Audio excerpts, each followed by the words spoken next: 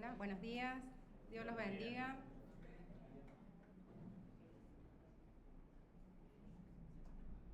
¿Cómo están? Sí, el Luisito nomás lo escuché. ¿Cómo están? Bueno, me alegro. Antes de comenzar con el mensaje que tenía preparado para hoy,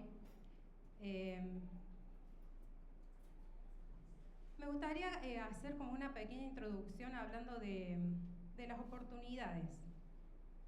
¿Sí? ¿Qué son las oportunidades? ¿Qué es una oportunidad? A ver si alguien me sabe decir qué es una oportunidad.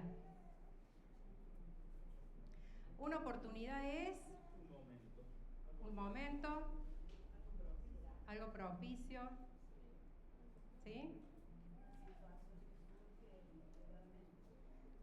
Una situación que surge inesperadamente.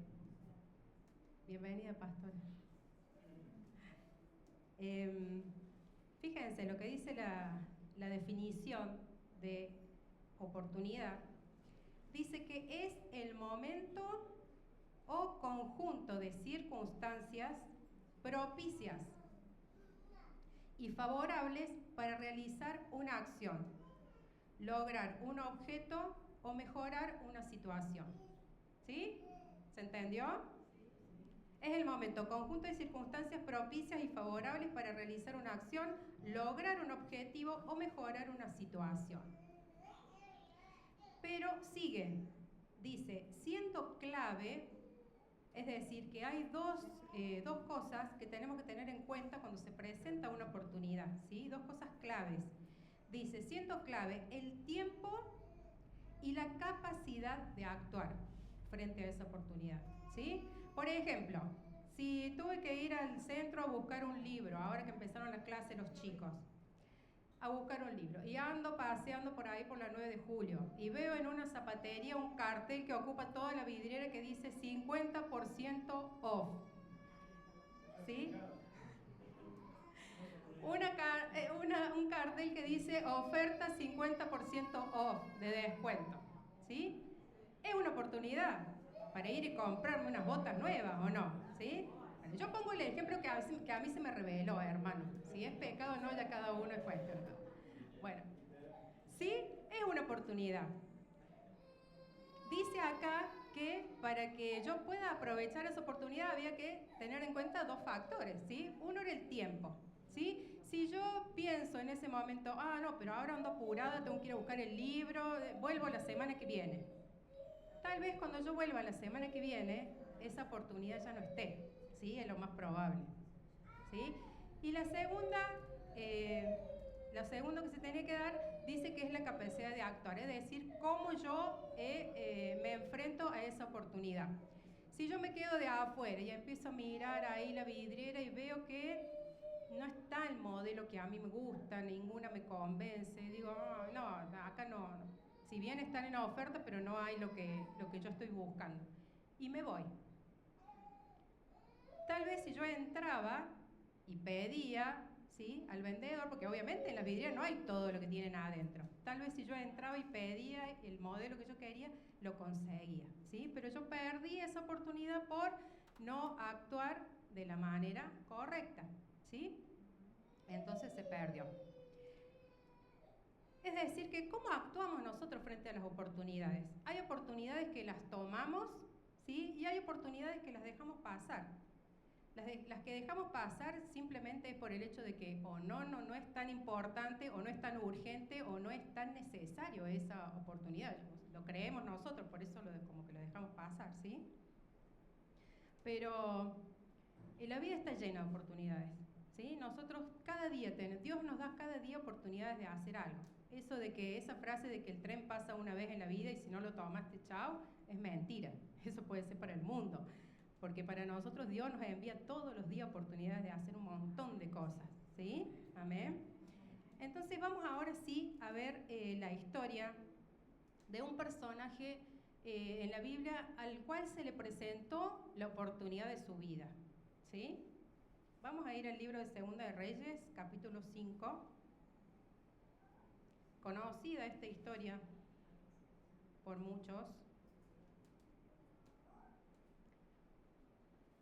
Es la historia de Naamán.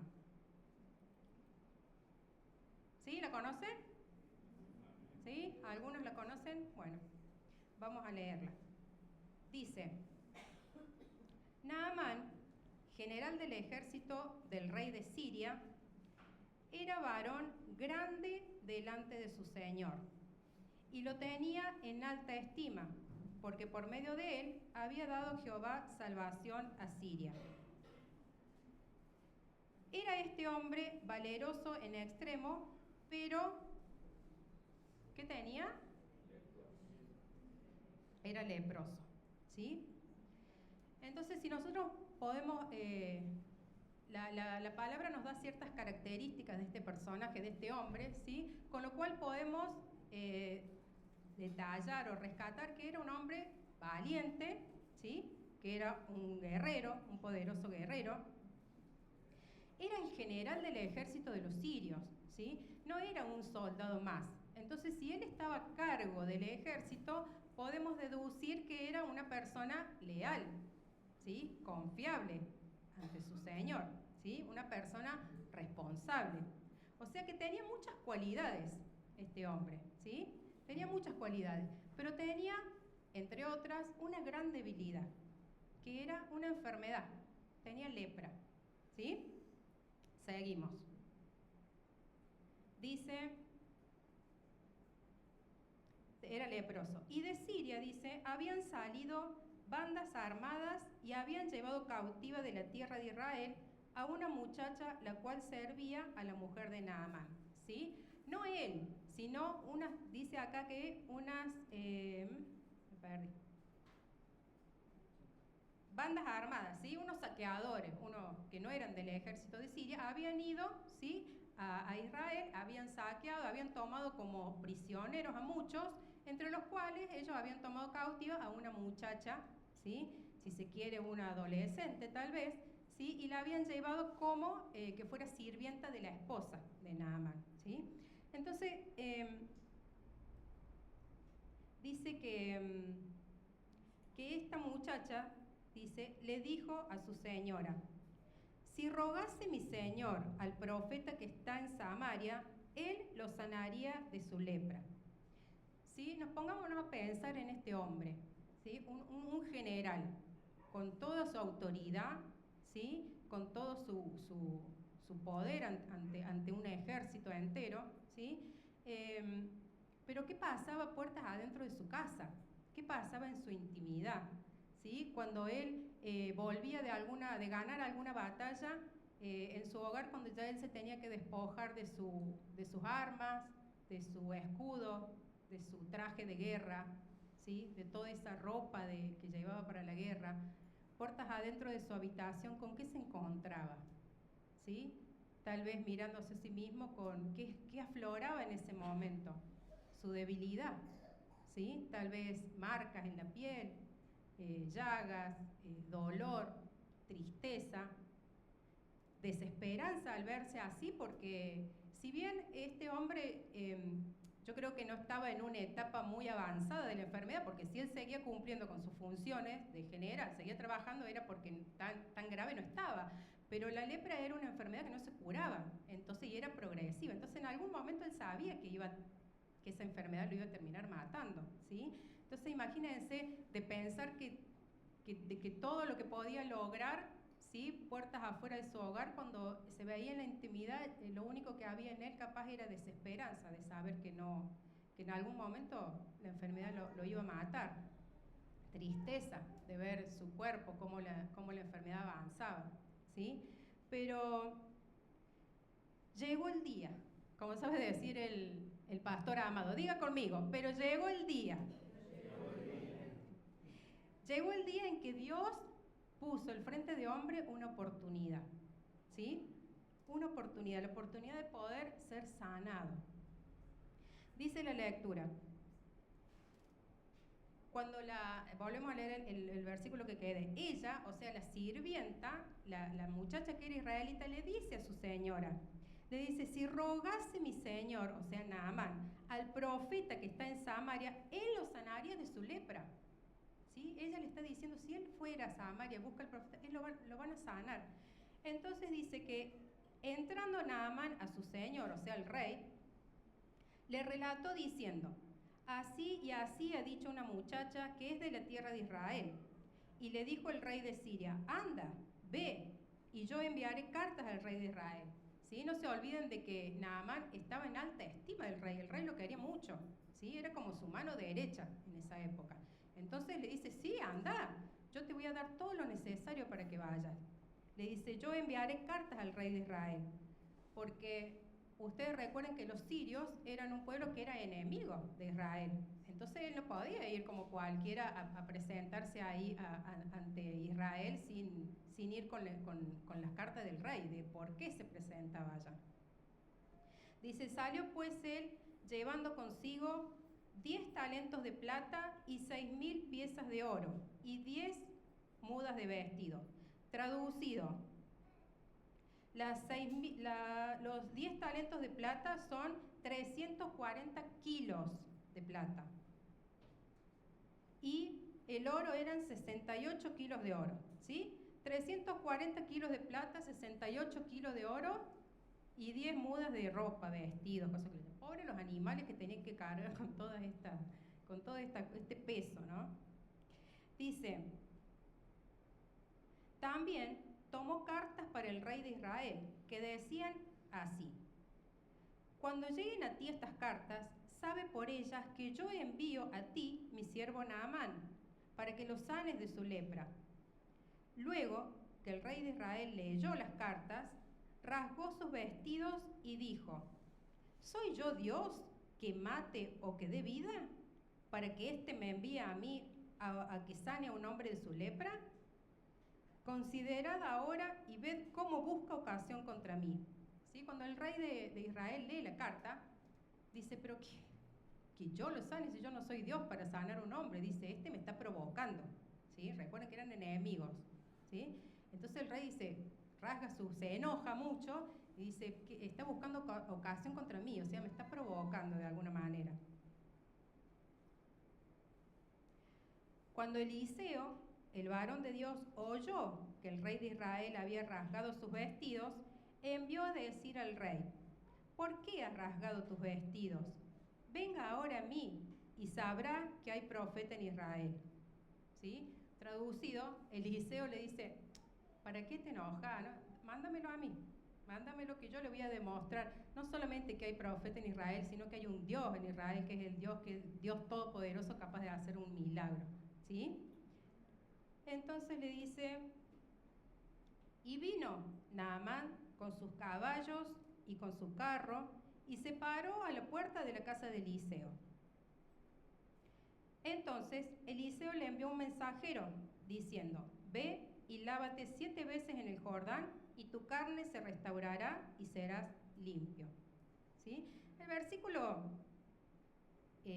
9, cuando dice, vino Naamán con sus caballos y su carro, y se paró a las puertas de la casa de Eliseo, yo me imagino que él llegó con su caballeriza, con todas las cosas que traían, y se paró al frente de la casa, pero me imagino que no se bajó, que ni siquiera se bajó del caballo. Porque Eliseo ya sabía que se lo iban a mandar a él, que él fuera a la casa, ¿sí? Entonces Naamán sabía que Eliseo lo estaba esperando, pero yo creo que él tenía una actitud tan soberbia y altiva, que me imagino que de ahí nomás se quedó a esperar que el profeta saliera. Y el profeta no salió, ¿sí? Dice que le mandó un criado, le mandó un mensajero que le dijera, así dice el profeta, anda al río Jordán y lávate 7 veces, y cuando hagas eso tu carne se va a restaurar, vas a ser sana. Dice el versículo que sigue, y Naamán se fue contento, se fue chocho de la vida, estaba ante la posibilidad de poder sanar esa enfermedad que era mortal para él, ¿sí? Pero sin embargo dice que se fue enojado. Se fue enojado diciendo, he aquí, yo decía para mí, saldrá él luego y estando en pie invocará el nombre de Jehová su Dios y alzará su mano y tocará el lugar y sanará la lepra. se había hecho la película, ya se había imaginado cómo iba a ser la situación. Él se había imaginado, bueno, yo voy, de ahí nomás de arriba de mi caballo, espero que salga, el profeta va a venir, va a poner su mano sobre mí, va a orar y me va a sanar. Eso era lo que él se pensaba que iba a pasar, ¿sí? Esa actitud que él tenía lo llevaba a pensar de esa manera. Era una persona orgullosa. Pero sin embargo, como hablaba el hermano Willy hace un par de domingos, no es a mi manera que Dios obra, ¿sí? Es a la manera de Dios, ¿sí? Y Dios, cada vez que nosotros tenemos una necesidad o algo y le pedimos, Dios va a obrar en favor nuestro, ¿sí? Pero no tal vez de la manera en que nosotros esperamos. Y aparte, Dios utiliza también esas circunstancias para formar nuestro carácter, para hacernos cada vez mejor. ¿Qué hubiese pasado si Dios si las cosas hubiesen sido como Naamán quería? Si el profeta Eliseo salía, le imponía la mano y lo sanaba. ¿Cómo se volvía Naamán a su pueblo, a su casa? Igual, sano, pero una persona soberbia, altiva, ¿sí? Orgullosa. Y cuando uno tiene un encuentro con Dios, uno no puede ser el mismo. Dios empieza a transformarnos, empieza a cambiarnos, empieza a sacar eso que no nos bendice, que no es bueno y lo empieza a cambiar, ¿sí? Entonces, no era la manera en que Dios iba a actuar con él.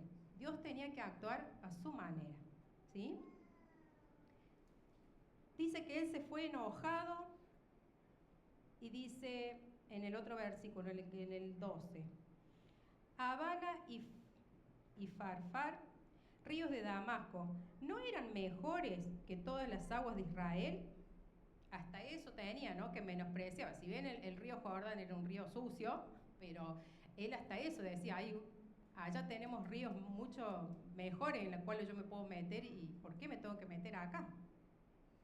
¿No son mejores, dice, que todas las aguas de Israel? Si me lavar en ellos, ¿no seré también limpio? Y se volvió y se fue enojado. Fíjense que se iba.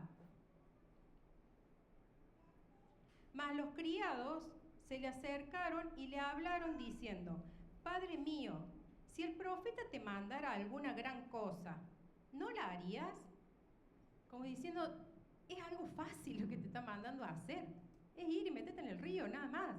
Si te mandara que fueras y que escalaras el cerro y te fueras a la punta de la montaña y que de allí, qué sé yo, pegaras un grito, ¿no? O sea, si te estuviera pidiendo algo que fuera realmente difícil, ¿no lo harías con tal de... ¿Qué seríamos nosotros capaces de hacer con tal de que Dios nos bendijera con eso que le estamos pidiendo? ¿No seríamos capaces de hacer cualquier cosa? O sea, lo que nos pida. Lo decimos, pero a veces somos desobedientes a la voz de Dios, ¿sí? Entonces dice que los criados le dicen, Padre mío, si el profeta te mandara alguna gran cosa, ¿no lo harías? ¿Cuánto más diciéndote, lávate y serás limpio? Él entonces, bueno, ahí le cayó la ficha y entendió, por fin. Él entonces, dice, descendió y se zambulló 7 veces en el Jordán, conforme a la palabra del varón de Dios. Y su carne se volvió como la carne de un niño y quedó limpio. ¿Sí? Había en Naamán una lucha interna entre sus emociones y sus sentimientos. En su corazón había una lucha interna entre lo que él quería, que era ser sano, ¿sí? Y la forma en que él quería que ocurrieran las cosas, ¿sí? Él quería que las cosas fueran como a su manera, ¿sí? Como él las había pensado. Entonces había esa lucha que no, pero yo no voy a hacer eso. ¿Por qué me tengo que ir a ese río sucio si yo puedo ir? ¿Por qué tienen que ser así las cosas, no? Y ¿cuántas veces nosotros pensamos en nuestra vida cuando le pedimos cosas a Dios de que bueno, Señor, si vos haces esto y esto, me vas a poder bendecir con tal cosa, ¿no? Como que le queremos marcar el rumbo al Señor, como que le queremos dar una ayudita hasta a veces, ¿no? Pensando que el Señor necesita nuestra ayuda. Y no es así, hermanos, porque el Señor cada vez que obra en favor nuestro, recuerden que otras cosas van a ser movidas en nosotros, otras cosas van a cambiar, no solamente eso que nosotros le estamos pidiendo, ¿sí? En Naamán Dios tenía que doblegar esa altivez, ese orgullo, para que pudiera pudiera recibir la bendición y para que realmente él pudiera creer en Dios más allá de ir y pedir que un profeta lo sanara, ¿sí? Él tenía que conocer a Dios a través de ese milagro, ¿sí? Y para eso, con un corazón altivo no lo iba a poder lograr. Entonces, por eso Dios le envía que hace eso, ¿no? Para doblegar su voluntad, para que él pudiera humillarse, si se quiere, delante de Dios y poder lograr lo que él estaba necesitando. Con la altivez y con el orgullo no se le iba a abrir ninguna puerta. Solamente cuando él doblegó su voluntad y obedeció, ahí es cuando vino la bendición de parte de Dios. Amén.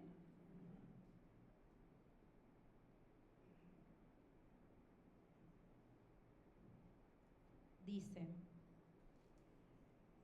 y volvió al varón de Dios, fíjense que él obtiene el milagro, ¿sí? Sale del río sano y se vuelve a la casa de Naamán. Dice, vuelve al varón de Dios, él y toda su compañía, y se puso delante de él y le dijo, he aquí, ahora conozco que no hay Dios en toda la tierra sino en Israel. ¿Sí?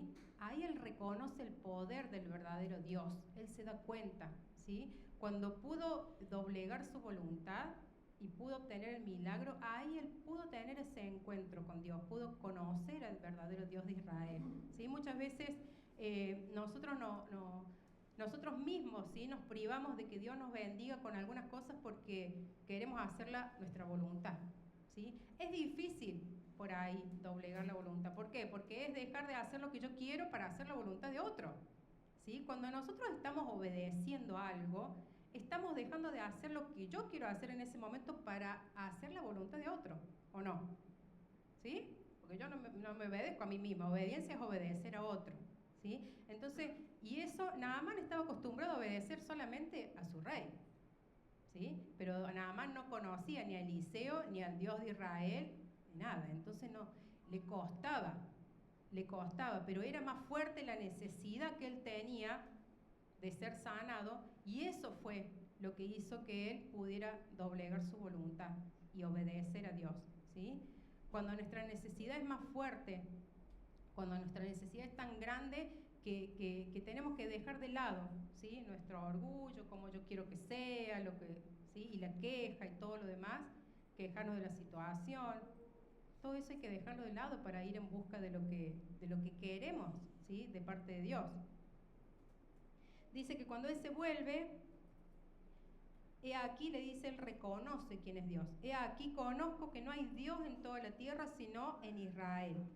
Te ruego, dice, que recibas algún presente de tu siervo. ¿Se acuerda cuál era ese algún presente? ¿Cuánto eran?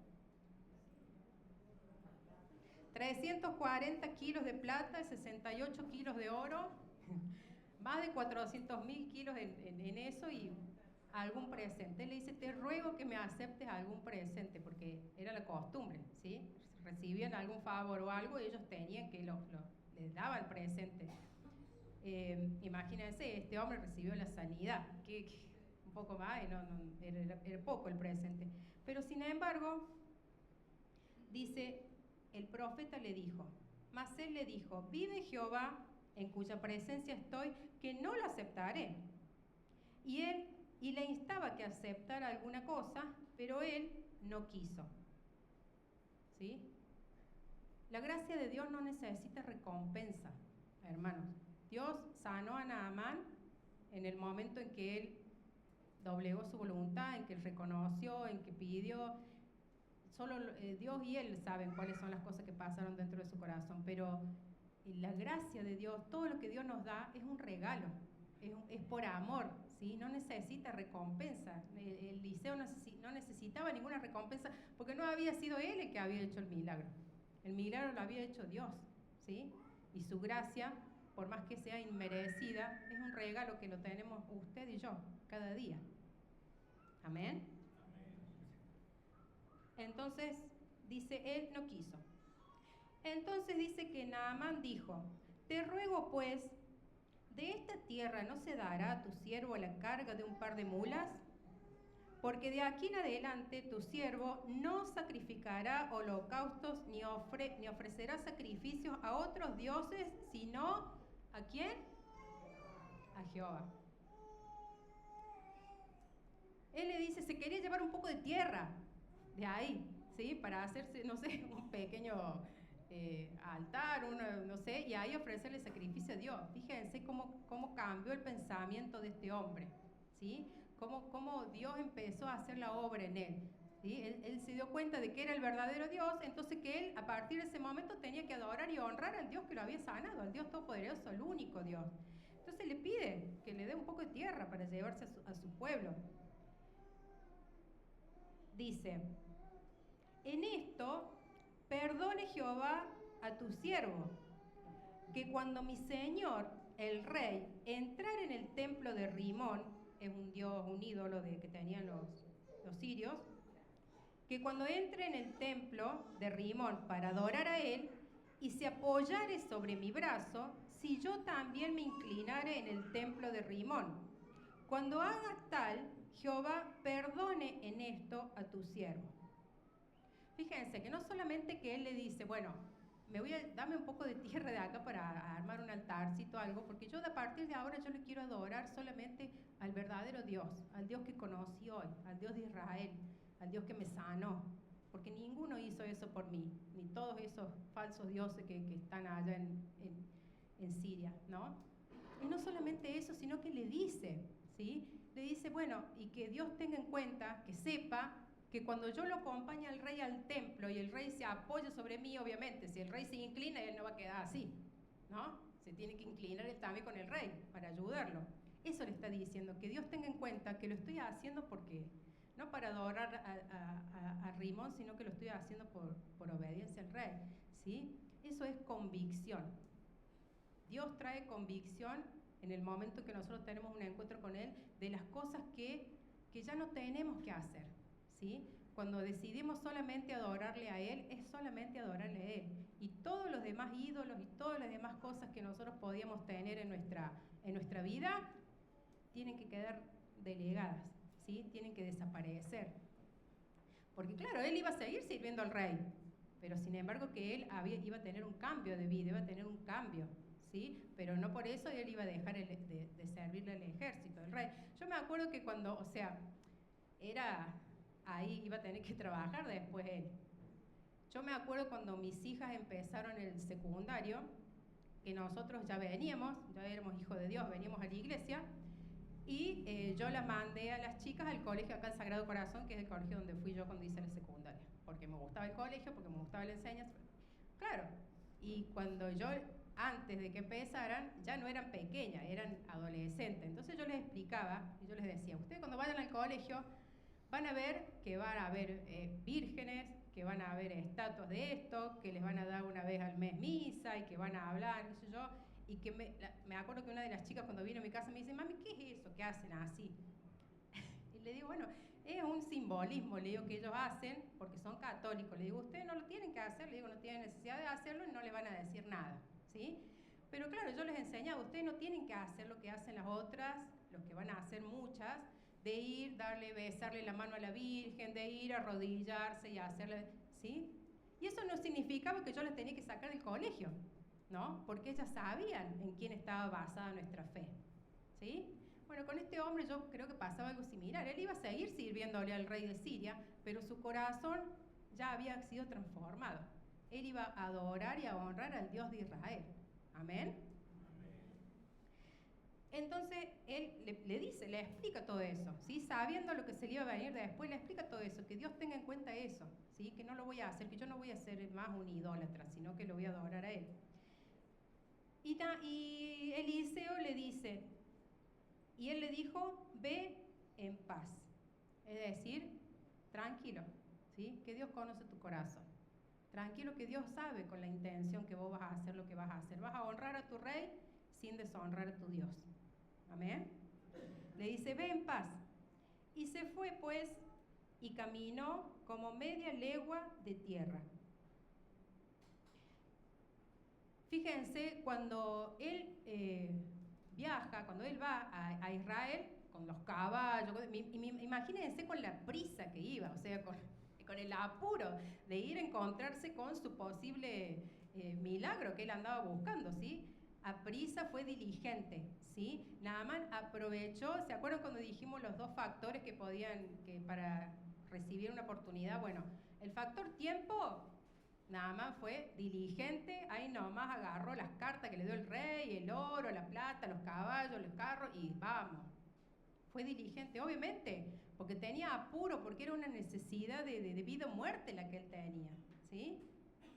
Pero en un principio, el segundo factor, que es la capacidad de actuar, no fue la correcta en él, ¿sí? Se presentó con una actitud soberbia a la puerta del profeta, ¿sí? Sin ir ni siquiera a golpear, a buscarlo, a pedirle, a rogarle. La sierva le había dicho, si mi señor rogase al profeta, y él no fue con una actitud de ruego, ¿sí? Un ruego es más que un pedido.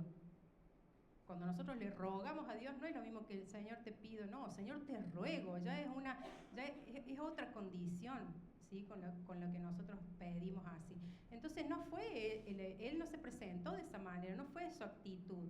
Entonces en un principio, con esa actitud él no iba a poder aprovecharse, agarrar esa oportunidad, ¿sí? Pero la actitud después cambió. Cuando él se humilló, cuando él se doblegó, cuando él dejó de lado su yo y obedeció lo que el profeta le decía, ahí obtuvo, ¿sí? Y el Señor no le quitó la oportunidad.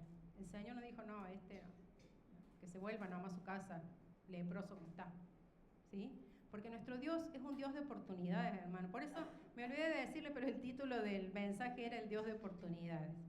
El Dios de oportunidades. Y si Dios lo hizo con Naamán, que no era su hijo, que no era de su pueblo, ¿cómo no lo va a hacer con nosotros? Que sí somos sus hijos, que sí somos su pueblo, ¿sí? Pero lo que Dios necesita es que nosotros nos acerquemos a Él con la actitud correcta. Ahí termina, bueno, después la historia arranca por otro rumbo. Pero fíjense que él dice que se volvió caminando como media legua de tierra. Caminó como una persona tranquila, que ya no tenía prisa, que ya no tenía apuro. Me imagino que iba caminando y pensando, tal vez cayendo en lo que había pasado. ¿Sí? Como que le empezaron a caer las fichas de que ya estoy sano. No me voy a morir de esto, estoy sano. Se fue caminando ahí. Sí, después me imagino que media legua, dice, después ya la habrán llevado los caballos. Y ahí termina la historia, ¿sí? Y la palabra de Dios lo que tiene por ahí es que nos deja esos finales abiertos. Porque yo quería saber qué había pasado cuando llegó a su casa, cuando lo vio su mujer, qué pasó con la sierva. Y la Biblia no lo dice, ¿sí? Nos deja esos finales abiertos para que, librado a nuestra imaginación, nosotros pensemos, nos hagamos la película de qué pudo haber pasado, ¿no? Y yo siempre pienso en los finales felices. A mí me gustan los finales felices. Entonces yo pienso que este hombre, bueno, después agarró su caballo y volvió a su casa, y cuando abrió la puerta y la mujer lo vio y estoy sano y Dios me sanó.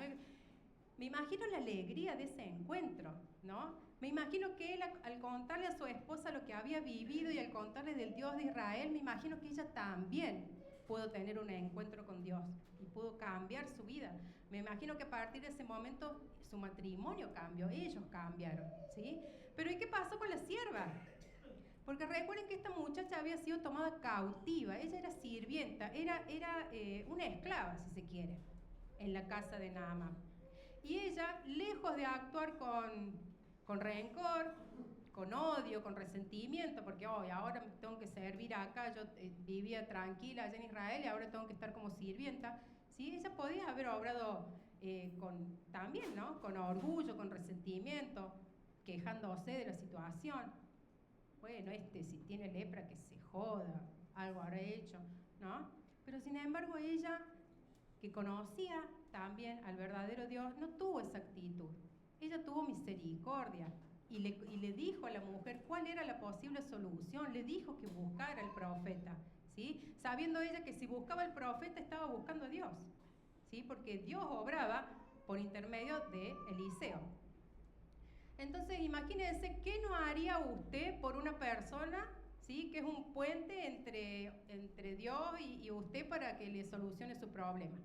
¿O qué no haría usted por una persona que le salva la vida? ¿Qué no haríamos nosotros? Todo haría, o sea, no nos alcanzaría la vida para agradecerle, ¿no? Así que yo me imagino que este hombre, no solamente con agradecerle, se quedaba tranquilo con la muchacha. Yo me imagino que le agradecieron, me imagino que de todos esos kilos de oro y plata que habían llevado para darle al profeta y que lo trajeron de vuelta, me imagino que a ella también le deben haber dado algo. Y me imagino que ella también en ese momento obtuvo lo que había perdido, que era la libertad. Yo en mi cabeza me imagino que le dejaron libre, que le agradecieron, que le dieron sus cosas y que le dijeron, anda, sos libre, ¿sí? Dios la había llevado a ese lugar para cumplir un propósito y ese propósito ya se había cumplido. Entonces, usted imagínese el final que quiera. Yo me imagino ese final feliz. Yo me imagino que Naamán obtuvo su sanidad y que la muchacha obtuvo su libertad. Lo que el bien más preciado que podemos tener también, aparte de la salud, que es nuestra libertad. Amén. Entonces,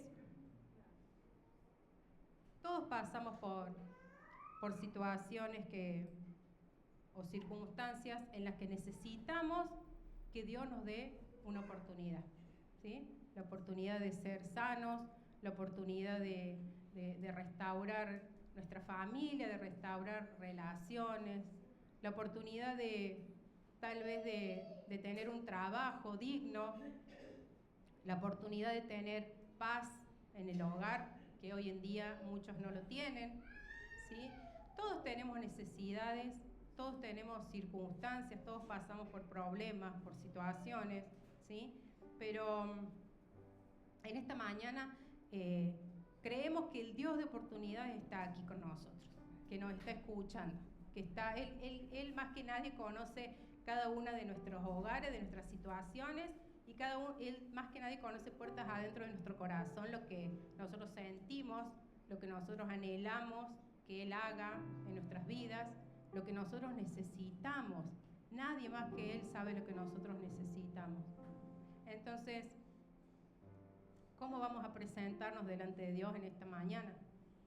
Lo vamos a hacer con un corazón rendido, humillado, delante de Él, doblegando nuestra voluntad, ¿no? Aceptando los tiempos de Dios, aceptando los procesos en los que Dios muchas veces nos pone, ¿sí? Para moldearnos, para sanarnos, para hacer cosas que nosotros por nuestra propia cuenta no las podemos hacer. ¿Con qué actitud nos presentamos delante de Él cada día? Nos presentamos, Padre, te pido perdón por mis pecados y largamos la lista de te pido por esto, por esto, por esto, por esto, por esto. Que cada día nosotros podamos tener ese momento en que nos despojamos de todo, de nuestra identidad, ¿sí? Humana y poder conectarnos en lo espiritual con nuestro Padre, que Él sabe muy bien lo que nosotros somos. Fíjense lo que dice Primera de Pedro, capítulo 5, versos del 6 al 7. ¿Cómo debemos presentarnos nosotros delante de Dios? Sea cual sea nuestra situación, hermano. Así sea que estamos enojados por la situación que nos esté pasando, no importa, ¿sí? Nos presentemos así de esta manera. Dice, humillaos, pues, bajo la poderosa mano de Dios, para que Él os exalte cuando fuere tiempo. Yo cada vez que leo este versículo, pues yo soy mucho de hacerme la película, de imaginarme, ¿sí? Yo leo un versículo y me imagino la escena. Cuando yo leo este versículo que dice, humillaos bajo la poderosa mano de Dios, yo me imagino a mí, me imagino yo agachada y que Dios tiene su mano sobre mi cabeza, ¿sí? Humillaos pues bajo la poderosa mano de Dios, para que Él os exalte. Cuando acá habla de exaltar, no habla de que, para que Él los levante, los exhiba como un ejemplo, miren no. Ahí el versículo se refiere para que Él los exalte, es para que Él los levante cuando fuere el tiempo. Entonces yo me imagino agachada, con la mano del Señor puesta sobre mi cabeza, cuando dice, humillaos pues bajo la poderosa mano de Dios, para que Él os exalte. Esa misma mano poderosa que está sobre mi cabeza se extiende y agarra la mía y me levanta. Para que Él os exalte cuando fuere el tiempo, echando toda vuestra ansiedad sobre Él. Y ahí yo me imagino que me echo, ¿sí? No solamente que echo mi ansiedad, sino que lo abrazo, ¿sí? Echando toda vuestra ansiedad sobre Él, porque Él tiene cuidado de vosotros. Él tiene cuidado de vosotros. Él nos cuida cada día, hermanos. Él sabe lo que nosotros necesitamos, pero solamente nosotros tenemos que tener esa actitud, ¿sí? Humillarnos delante del Señor, recibir esa mano poderosa que es como un refugio, ¿sí? Es el lugar en donde nos sentimos seguros bajo la mano poderosa de Dios. Para que Él nos exalte, Él nos va a levantar con esa misma mano cuando fuere el tiempo, ¿sí? En su tiempo, en su momento, cuando haya cumplido con ese proceso, Él nos va a levantar, ¿sí? Aprovechemos ese tiempo, echando toda vuestra ansiedad, ¿sí? Las preocupaciones, los problemas, las frustraciones, los sentimientos, todo lo que tengamos en ese momento lo echamos sobre Él, ¿sí? Y en ese abrazo vamos a poder sentir que Él nos cuida, que Él nos ama, que Él nos fortalece, que Él nos alienta a seguir adelante. Amén. ¿Qué tal si nos ponemos de pie y terminamos con una oración?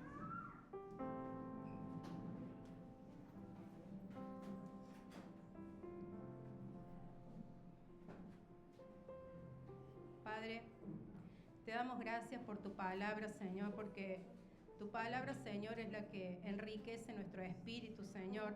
Habla a nuestros corazones, Señor. Nos demuestra cuán grande, Señor, es tu amor para con nosotros, Señor. Que nos sacaste del mundo, que nos sacaste de las tinieblas, Señor. Y nos atrajiste hacia ti, Señor, a la luz verdadera.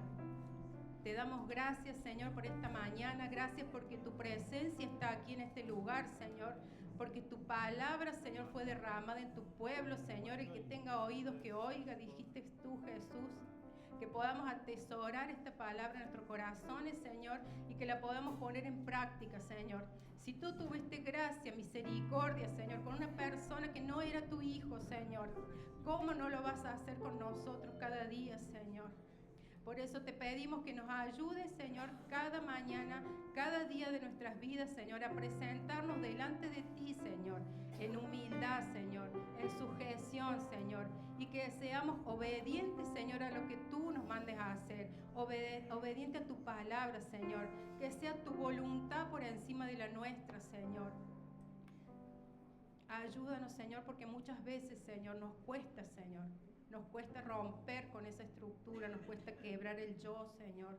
Nos cuesta ceder nuestra voluntad a lo que queremos hacer, Señor. Pero aquí, Señor, está tu pueblo, un pueblo que tiene necesidades, Señor, que está pasando por situaciones, por problemas, por enfermedades, Señor. Y hoy te queremos decir, Señor, humillados, Señor, delante de tu poderosa mano, que te necesitamos, Señor. Que te necesitamos, Señor. Que necesitamos, Señor, un toque tuyo, que necesitamos un milagro, Señor, que hagas en nuestras vidas, Señor. Oramos por aquellas personas que no están aquí, que están enfermas, Señor, para que tu poderosa mano, Señor, los toque, Señor, en esta hora, Señor, y sane toda dolencia, Señor. Sane toda enfermedad, Señor, en el nombre de Jesús. Aplicamos la sangre de Cristo que fue derramada en esa cruz, Señor, sobre cada uno de los enfermos en esta hora, Señor. Y tú, Señor, harás, Señor, lo que tengas que hacer. Señor, nos sujetamos, Señor, y aceptamos tu perfecta voluntad, Señor. Aceptamos tus tiempos, Señor. Declaramos que no nos afanaremos, que no nos desesperaremos, Señor, sino que vamos a esperar con paciencia y con esperanza, Señor, lo que tú tienes preparado para cada uno de nosotros, Señor. Gracias, Señor, porque nos diste a Jesús como ejemplo, Señor. Él se humilló a sí mismo, Señor. Se hizo obediente, obediente hasta la muerte y muerte de cruz. Y tú lo exaltaste, Padre. Él sí fue exaltado hasta lo sumo, Señor. Hasta lo más que podía ser exaltado. Y le diste un nombre que es sobre todo nombre. Para que en el nombre del Señor Jesús se doble toda rodilla que está en el cielo, en la tierra y debajo de la tierra. Y toda lengua confiese que Jesús es el Señor. Gracias, Padre. Nos agarramos y nos aferramos a esa promesa, a esa palabra, Señor.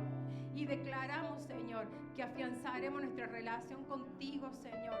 Porque vamos a aprovechar cada oportunidad que tú pongas en nuestro camino, Señor.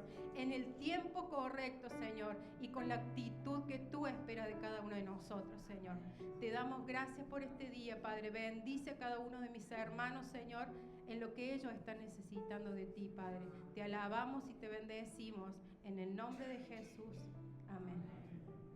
Le damos la gloria al Señor.